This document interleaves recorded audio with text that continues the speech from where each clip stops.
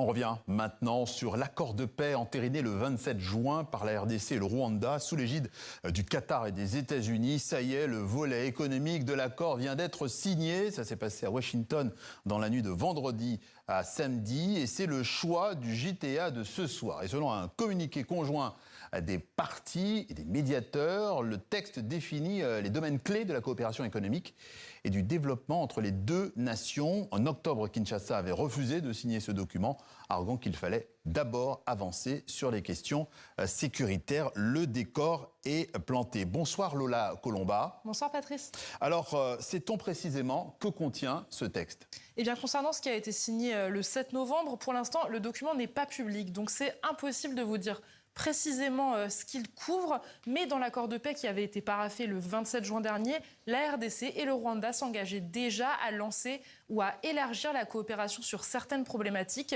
parmi elles les chaînes d'approvisionnement en minerais bien sûr, mais aussi la gestion des ressources dans le lac Kivu qui sépare les deux pays. On pense notamment à l'exploitation du méthane dont ces eaux regorgent. Le Rwanda l'exploite déjà pour produire de l'électricité.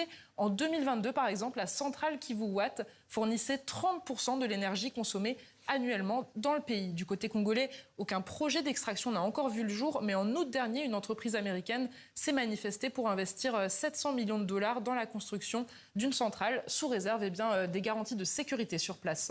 Et Lola, effectivement, le développement hydroélectrique fait également partie des priorités évoquées par l'accord de Washington. Exactement. Et là, on pense bien sûr au barrage de Rusizi 3. C'est un projet qui est en discussion depuis près de 20 ans entre la RDC, le Burundi et le Rwanda. Il a vocation à être situé sur la rivière Rusizi qui relie le lac Kivu au Tanganyika et qui sert de frontière naturelle entre les trois pays. Selon la lettre spécialisée Africa Intelligence, la capacité de ce barrage serait de 206 mégawatts et serait répartie équitablement entre Kinshasa, Kigali et Gitega. Mais là encore, tout dépend de si les négociations aboutissent. Oui, car il faut bien que les présidents du Rwanda et de RDC signent cet accord de paix officiellement. Et oui, parce que pour l'instant, ce volet économique, il a été signé seulement par les délégations. Mais pour la signature entre Félix Tshisekedi et Paul Kagame, aucune date n'a encore été confirmée. Africa Intelligence rapportait récemment que Washington avait proposé le 13 novembre. Et vendredi, le président congolais a affirmé que les discussions allaient bientôt prendre fin. Mais pourtant, sur le terrain, les affrontements se poursuivent. Écoutez le porte-parole des forces armées congolaises, Sylvain Ekenge.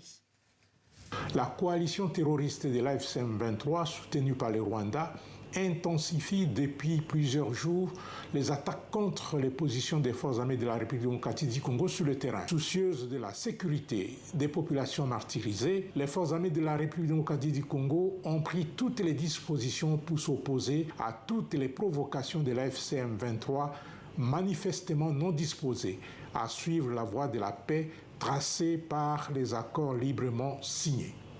Voilà, et rappelons que le 2 novembre dernier encore, le président congolais Félix Tshisekedi accusait Kigali de vouloir scinder la RDC et d'occuper, voire d'annexer la partie est du pays.